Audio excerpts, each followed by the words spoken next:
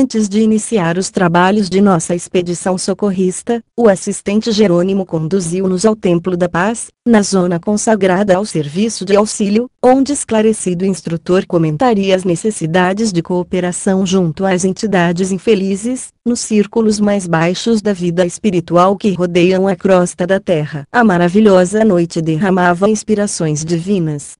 Ao longe, constelações faiscantes semelhavam-se a pérolas caprichosamente dispostas numa colcha de veludo imensamente azul. A paisagem lunar oferecia detalhes encantadores. Picos e crateras salientavam-se à nossa vista, embora a considerável distância, num deslumbramento de filigrana preciosa. Fulgurava o Cruzeiro do Sul como símbolo sublime, desenhado ao fundo azul escuro do firmamento. Canopus, círios, Antares brilhavam, infinitamente, figurando-se nos balizas radiosas e significativas do céu. A Via Láctea, dando-nos a impressão de prodigioso ninho de mundos, parecia um dilúvio de moedas resplandecentes a se derramarem de cornucópia gigantesca e invisível, convidando-nos a meditar nos segredos excelsos da natureza divina. E as suaves virações noturnas, osculando-nos a mente em êxtase, passavam apressadas, sussurrando-nos grandiosos pensamentos, antes de se dirigirem às esferas distantes. O templo, edificado no sopé de graciosa colina, apresentava aspecto festivo, em virtude da iluminação feérica a projetar singulares efeitos nos caminhos adjacentes. As torres, à maneira de agulhas brilhantes, alongavam-se pelo céu, contrastando com o indefinível azul da noite clara e, cá embaixo, as flores de variadas figurações eram taças luminosas, servindo luz e perfume, balouçando, de leve, na folhagem, ao sopro incessante do vento. Não éramos os únicos interessados na palestra da noite, porque numerosos grupos de irmãos se dirigiam ao interior, acomodando-se no recinto. Eram entidades de todas as condições, fazendo-nos sentir o geral interesse pelas lições em perspectiva. Seguíamos, o assistente Jerônimo, o padre Hipólito, a enfermeira Luciana e eu, constituindo pequena equipe de trabalho, incumbida de operar na crosta planetária, durante 30 dias, aproximadamente, em caráter de auxílio e estudo, com vistas ao nosso desenvolvimento espiritual. Jerônimo, o orientador de nossas atividades pela nobreza de sua posição, percebendo minha curiosidade perante as movimentadas conversações em derredor, explicou, gentil, muito justa atenção, em torno do assunto. Admito que a quase totalidade dos interessados estudiosos que afluem à casa integram comissões e agrupamentos de socorro nas regiões menos evolvidas.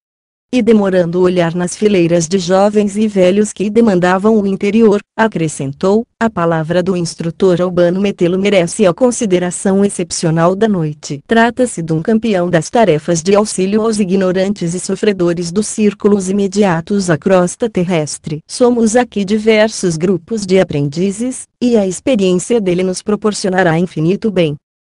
Breves minutos decorreram e penetramos, por nossa vez, o recinto radioso. Vagavam no ar suaves melodias, precedendo a palavra orientadora. Flores perfumosas, ornamentando o ambiente, embalsamavam a nave ampla. Alguns instantes agradabilíssimos de espera e o emissário apareceu na tribuna simples, magnificamente iluminada.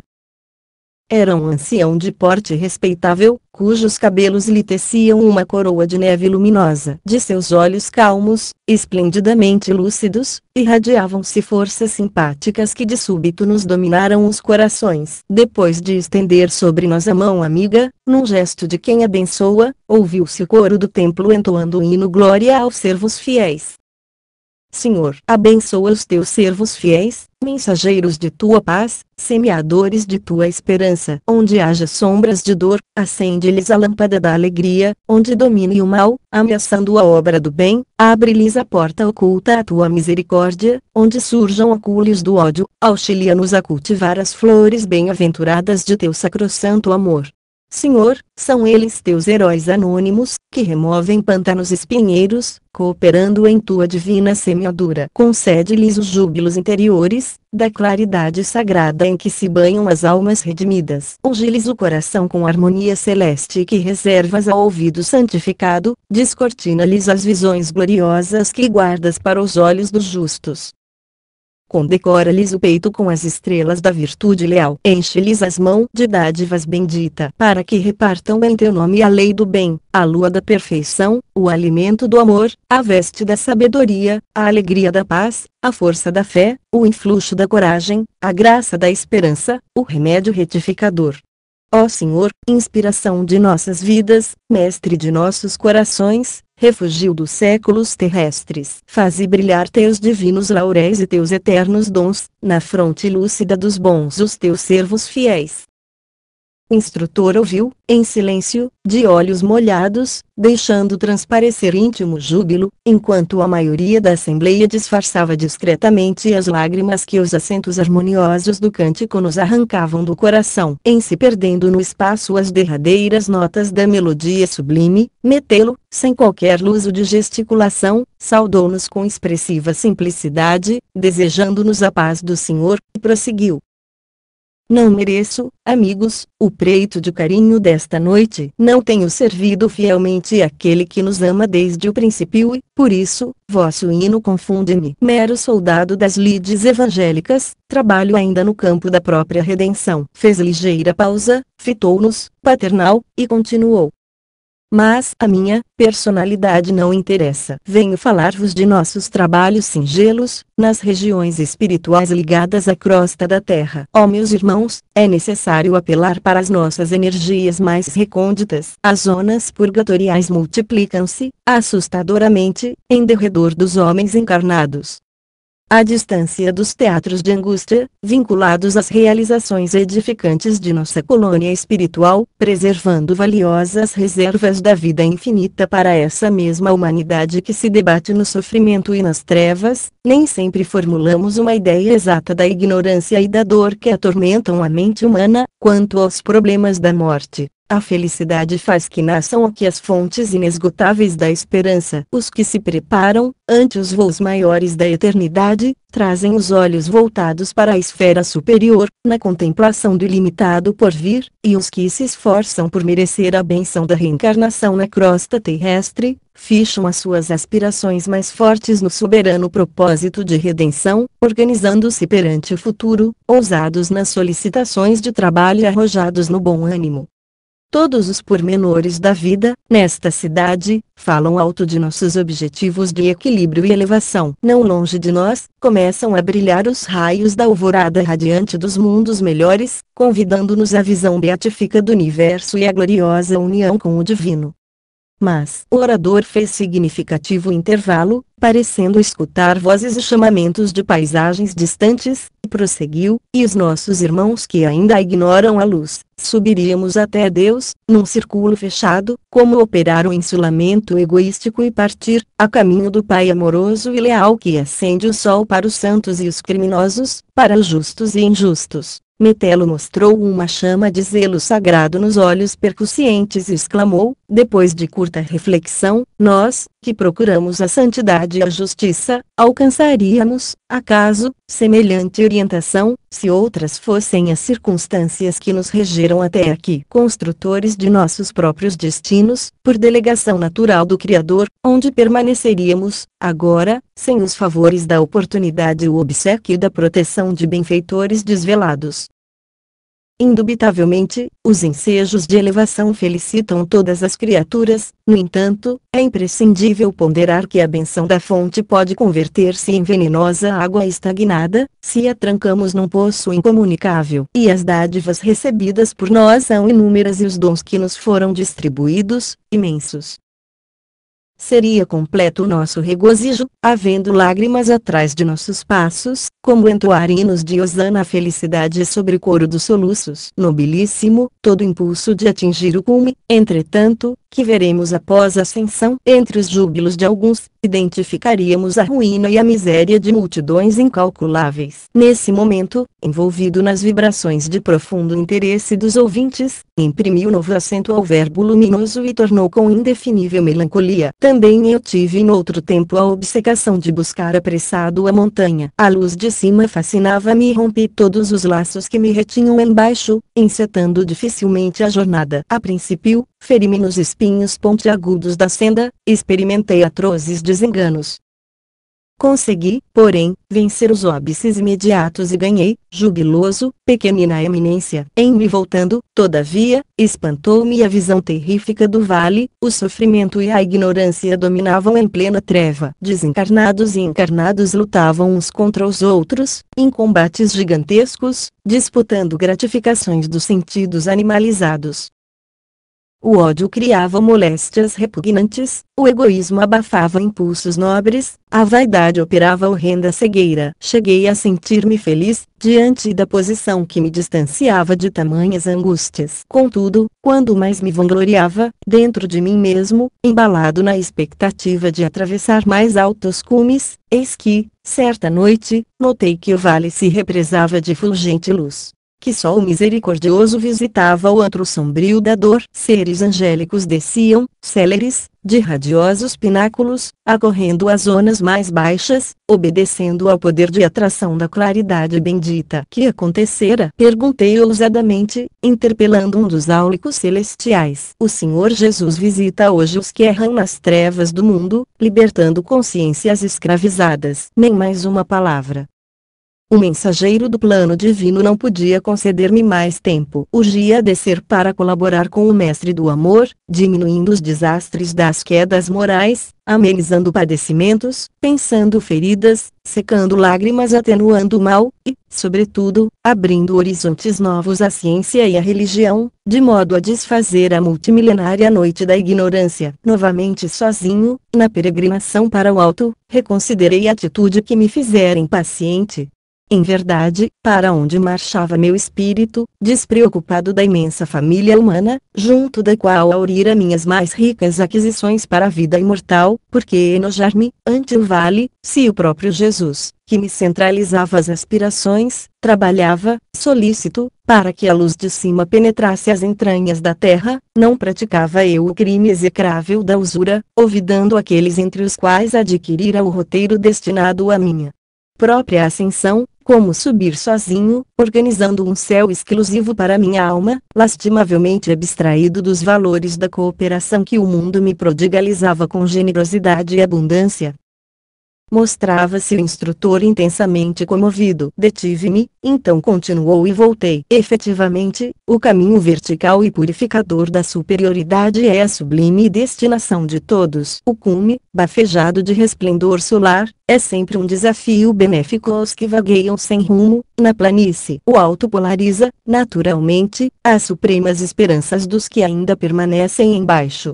Todavia, à medida que penetramos o domínio da altura, imprimem-se-nos na mente e no coração as leis sublimes de fraternidade e misericórdia. Os grandes orientadores da humanidade não mediram a própria grandeza senão pela capacidade de regressar aos círculos da ignorância para exemplificarem o amor e sabedoria, a renúncia e o perdão aos semelhantes.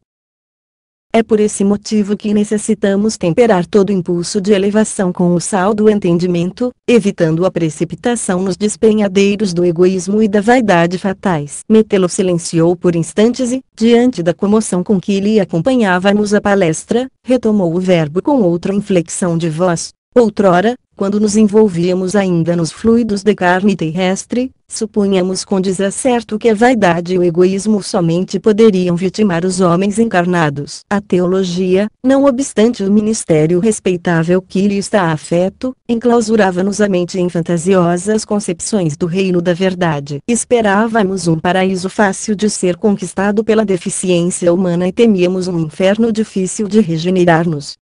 Nossas ideias alusivas à morte confinavam-se a essas ridículas limitações. Hoje, porém, sabemos que, depois do túmulo, há simplesmente continuação da vida. Céu e inferno residem dentro de nós mesmos. A virtude e o defeito, a manifestação sublime e o impulso animal, o equilíbrio e a desarmonia, o esforço de elevação e a probabilidade da queda perseveram aqui, após o trânsito do sepulcro, compelindo-nos à serenidade e à prudência. Não nos encontramos senão em outro campo de matéria variada, noutros domínios vibratórios do próprio planeta em cuja crosta tivemos experiências quase inumeráveis. Como não equilibrar, portanto, o coração no exercício efetivo da solidariedade? Logicamente não exortamos ninguém a novos mergulhos no lodo antigo, não desejamos que os companheiros previdentes regressem à posição de filhos pródigos, distanciados voluntariamente do Eterno Pai, nem pretendemos interromper a marcha laboriosa dos servidores de boa vontade, a caminho dos cimos da vida. Apelamos tão só no sentido de cooperardes nos trabalhos de socorro às esferas escuras. Sois livres e dispondes de tempo, no desempenho dos deveres nobilitantes a que fostes chamados em nossa colônia espiritual. Nada mais razoável que o proveito da oportunidade no planejamento da ascese. Entretanto, na qualidade de velho cooperador das tarefas de auxílio, ousamos rogar vosso interesse generalizado pelos que erram no vale da sombra e da morte, aguardando a esmola possível de vosso tempo, em favor dos nossos semelhantes, defrontados agora por situações menos felizes, não em virtude dos desígnios divinos, mas em razão da imprevidência deles mesmos. Contudo, qual de nós não foi invigilante algum dia?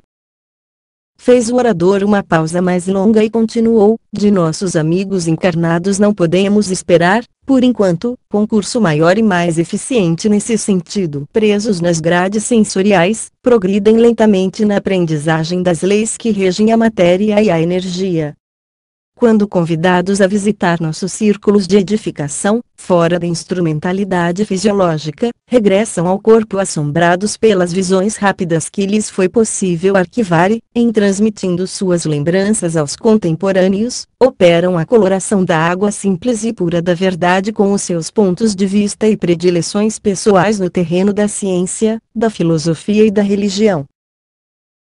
Bernardin de Saint-Pierre, o romancista trazido por amigos a regiões vizinhas da crosta planetária, volta ao seu meio de ação e traça aspectos que asseverou pertencerem ao planeta Vênus. Huygens, o astrônomo, recebe mentalmente algum noticiário de nossas esferas de luta e ensaia teorias referentes à vida em outros mundos, afirmando que os processos biológicos nos orbes distantes são absolutamente análogos aos da crosta da Terra. Teresa da Vila, a religiosa santificada, transporta-se à paisagem de nosso plano onde se lamentam almas sofredoras, e torna ao corpo carnal, descrevendo o inferno para os seus ouvintes e leitores.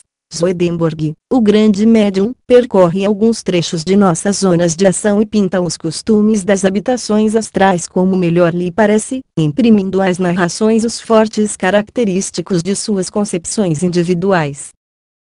Quase todos os que vieram momentaneamente ao nosso campo de trabalho voltam ao esforço humano, exibindo a experiência de que foram objeto, pincelando-a com a tinta de suas inclinações e estados psíquicos. Porque se encontram fundamente arraigados ao chão inferior do próprio eu, acreditam enxergar outros mundos em situações iguais à da Terra, nosso maravilhoso templo, cujas dependências não se restringem à esfera da crosta sobre a qual os homens de carne e a Terra é também nossa grande mãe, cujos braços acolhedores se estendem pelo espaço além, ofertando-nos outros campos de aprimoramento e redenção. Modificando a inflexão de voz, prosseguiu: as criaturas, porém, atravessam um breve período de existência no mundo carnal. A maioria demora-se nas estações expiatórias do resgate difícil e confunde-se nas vibrações perturbadoras do sofrimento e do medo.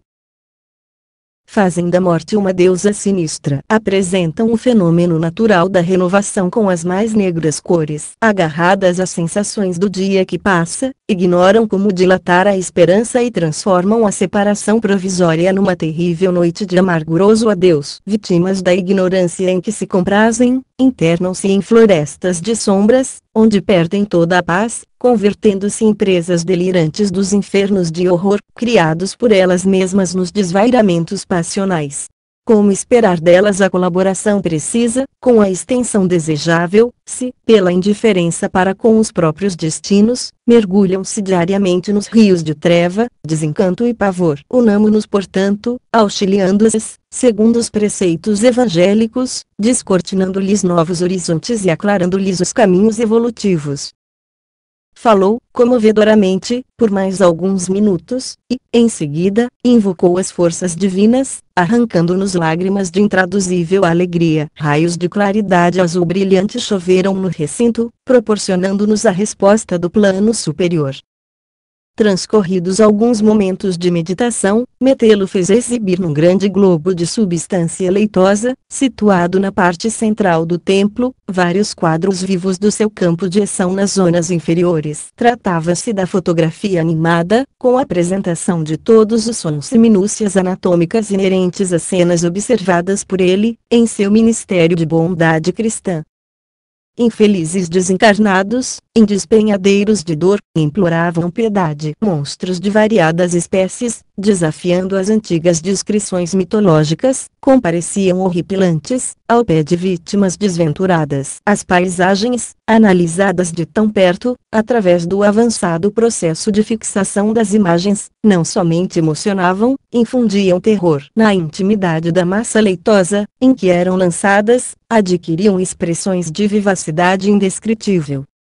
Apareciam soturnas procissões de seres humanos despojados do corpo, sob céus nevoentos e ameaçadores, cortados de cataclismos de natureza magnética. Pela primeira vez, contemplava eu semelhante demonstração, sem disfarçar a emoção. Para onde se dirigiam aquelas fileiras imensas de espíritos sofredores, como se sustentariam os ajuntamentos de almas desalentadas e semi-inconscientes, que me era dado divisar ali, ante os meus olhos tomados de assombro, atoladas em poços escuros de lama e padecimento.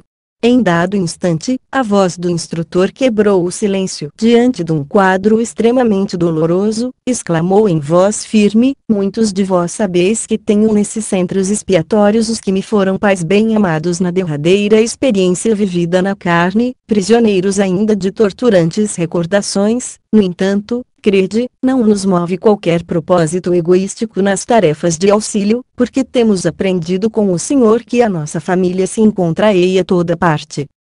Observei que ninguém ousou voltar-se para metê-lo em seu testemunho de humildade. Comovidíssimo, por minha vez, ante a demonstração de entendimento evangélico a que assistia, notei o olhar expressivo que o assistente Jerônimo me endereçou, ao término do noticiário animado e sonoro, e procurei alijar de mim mesmo a preocupação de algo saber, acerca do drama particular do orientador, anulando meus inferiores impulsos de mera curiosidade. Findos os trabalhos, que ocuparam pouco mais de 2 horas, inclusive a palestra instrutiva, vários grupos eram apresentados ao instrutor, por um dos dirigentes do templo. Tive a impressão de que a assembleia em sua feição quase integral era constituída de legítimos interessados nos trabalhos espontâneos de ajuda ao próximo. Pelas saudações e pelas frases de que se faziam acompanhar, percebi que se aglomeravam, no recinto, grandes e pequenos conjuntos de servidores, em diversas missões, com objetivos múltiplos. Consagravam-se alguns ao amparo de criminosos desencarnados, outros ao socorro de mães aflitas, colhidas inesperadamente pelas renovações da morte, outros, ainda, interessavam-se pelos ateus, pelas consciências encarceradas no remorso, pelos enfermos na carne, pelos agonizantes na crosta, pelos dementes sem corpo físico, pelas crianças em dificuldade no plano invisível aos homens, pelas almas desanimadas e tristes, pelos desequilibrados de todos os matizes, pelos missionários perdidos ou desviados, pelas entidades jungidas às vísceras cadavéricas, pelos trabalhadores da natureza, necessitados de inspiração e carinho. Para todos, possuía o mentor uma sentença generosa de estímulo e admiração. Chegada a nossa vez, Jerônimo nos apresentou gentilmente: Metelo, temos aqui 3 companheiros que me seguirão agora, em missão de socorro. Muito bem, exclamou o interpelado, que o divino servidor os inspire. Abraçou-nos, com simplicidade, e perguntou: partem com obrigação especializada? Sim, esclareceu nosso orientador, devemos atender, nos próximos 30 dias, a 5 dedicados colaboradores nossos, prestes a desencarnarem na crosta. Trabalharam, fiéis à causa do bem, e as nossas autoridades encarregaram-nos de atender-lhes aos casos pessoais. Prevejo muito êxito, comentou Albano Metelo, fichando em nós o olhar sereno. Revelando espontânea alegria pelas palavras ouvidas, Jerônimo acrescentou: delicado, confio na dedicação dos meus companheiros. Seguem comigo um ex-padre católico, uma enfermeira e um médico. Seremos 4 servos em ação ativa. Compreendo, aduziu o instrutor. Vamos com autorização para efetuar experiências, estudos e auxílios eventuais, de conformidade com as circunstâncias, em vista do caráter de nosso trabalho, que nos prodigalizará ensejo a diferentes observações. Enviou-nos metê-lo reconfortante sorriso de otimismo e confiança, cumprimentou-nos, individualmente, e, depois de abraçar o nosso diretor, com intimidade, exclamou, que o mestre os ilumine e conduza. Eram as palavras de despedida. Outro grupo socorrista aproximou-se dele e retiramo-nos do Templo da Paz, repletos do pensamento salutar de servir aos semelhantes em nome de Deus. Lá fora, a noite de maravilhas era bem uma festa silenciosa, em que o aroma das flores convidava para o banquete celeste da luz.